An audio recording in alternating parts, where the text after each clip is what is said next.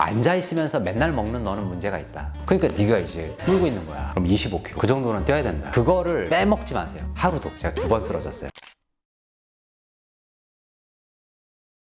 안녕하세요. 김학현입니다. 요새 저속노화라고 하죠? 네. 기본적으로 이제 의사들, 그다음에 의학자들이 노화를 늦추는 방법과 오래 사는 방법에 대한 연구를 되게 열심히 하고 있어요. 그런 거에 되게 큰 자본을 투입하는 기업들도 있고, 근데 거기서 나온 데이터들 중에 약간 확실한 증거가 될 만한 것들, 찾아진 것들이 있어서, 예를 들면 잠을 조금 자잖아요? 그럼 더 빨리 늙어요. 뭐 8시간 얘기하는데 사실 현대인이 8시간 자는 거 쉽지는 않고, 최소 수면 시간 이상은 지킨다. 5시간 반, 6시간 이상은 자준다. 잠에 드는 시간은 상관없어요?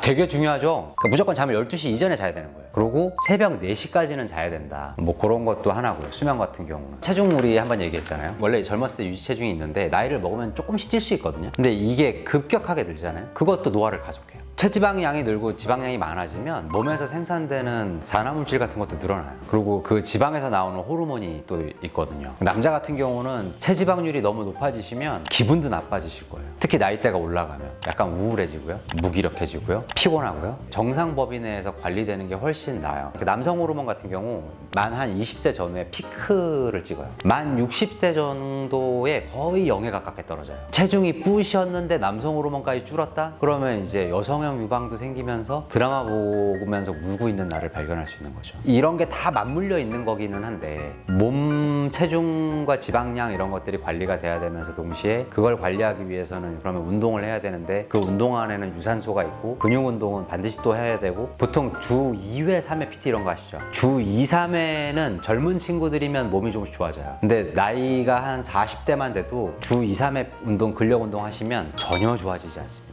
그냥 유지만 한다고 보시면 돼요. 몸을 바꿀 거다 그러면 주 5회 이상 하셔야 돼요. 저는 이 투자하는 게 맞다고 생각하거든요. 그러니까 내가 인생을 길게 마라톤을 뛸 건데 이제 40, 50이야? 그럼 이제 절반 찍으신 거예요. 요즘 세상 기준으로는. 그러면 남은 인생을 계속 건강하고 행복하게 살 수 있으려면 그런 컨디션이 만들어져야 되고, 그거는 이제 근육 보존에서 출발한다. 그리고 유산소가 WHO 권장이 있어요. 노화를 늦추기 위해서 권고되는 운동량 같은 게 있거든요. 하루 5kg, 주 5회, 그럼 25kg. 그 정도는 뛰어야 된다. 근데 이제 운동을 특별히 안 했던 사람이라면 5kg를 내가 지금 뛰어라 그렇게 하면 절대 못 뛰어.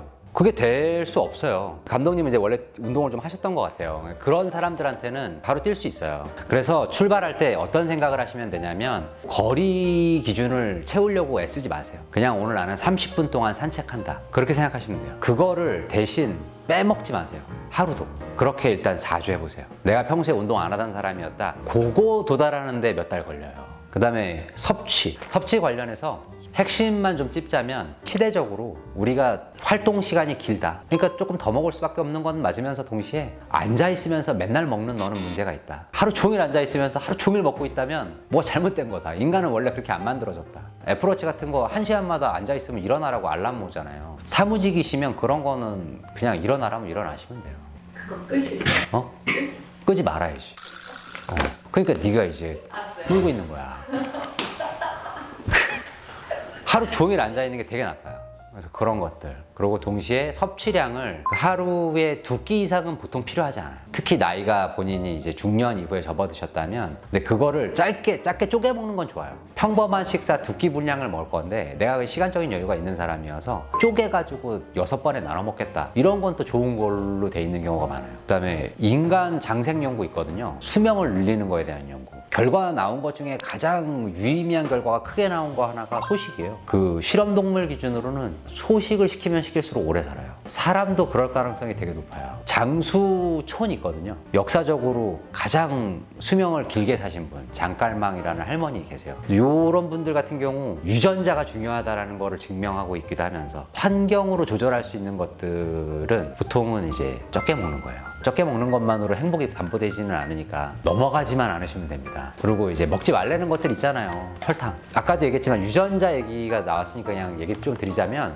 이런 표현을 써요. 로디드건이라 그러거든요. 자기의 유전자가 그 장전된 총을 자기 손에 쥐고 있다고 생각하시면 돼요. 그래서 내가 이 장전된 방아쇠를 당기는 건 나예요. 그러니까 나는 설탕을 딱 대는 순간 스위치가 눌리는 사람이다. 그럼 되지 말아야지. 누군가는 이렇게 돼도 많이 안 눌리는 사람들이 있어요. 그래서 이제 체질에 따른 거긴 한데 대부분의 경우 안 좋은 거는 이미 좀 증빙이 돼 있으니까. 근데 그게 또 있으면 행복하잖아요. 머리 많이 굴려야 될 때 응급 처방 필요하잖아요. 제가 전문의 따고 한 10년 넘게 아침부터 밤 수술 끝나기 전까지 콜라, 캔커피, 설탕 들어간 커피 이걸로 버텨요. 그게 들어오면 설탕이 들어오기 때문에 머리는 계속 돌아가요. 탄수화물 섭취를 안 했기 때문에 배가 불러서 둔해지는 게 없어요. 그러니까 날카로운 상태로 하루 종일 수술할 수 있어요. 그러다가 이제 수술이 다 끝나면 밥을 먹으면 퍼져요. 기절해서 자는 거예요. 그렇게 살았거든요. 이게 몸에 진짜 안 좋아요. 제가 2번 쓰러졌어요. 제가 설탕을 한 달 넘게 끊었어요. 한 달 이상. 몸 컨디션이 진짜 좋아져요. 저한테 오랜만에 만난 사람이 너 얼굴 왜 이렇게 반짝거리냐고 이렇게 얘기하신 분도 있었고 되게 다양한 변화가 생겨요. 일단 약간 좀 중구난방으로 말씀드리긴 했는데 제가 이제 제 지인들한테 전문의로서 이 분야에 발을 걸치고 있는 사람으로서 하는 조언들을 오늘 조금 풀어봤습니다. 도움이 되셨기를 바라고요. 일단 진짜 운동 안 하셨다면 4주 산책부터 시작하시는 거 강력히 추천드립니다. 감사합니다.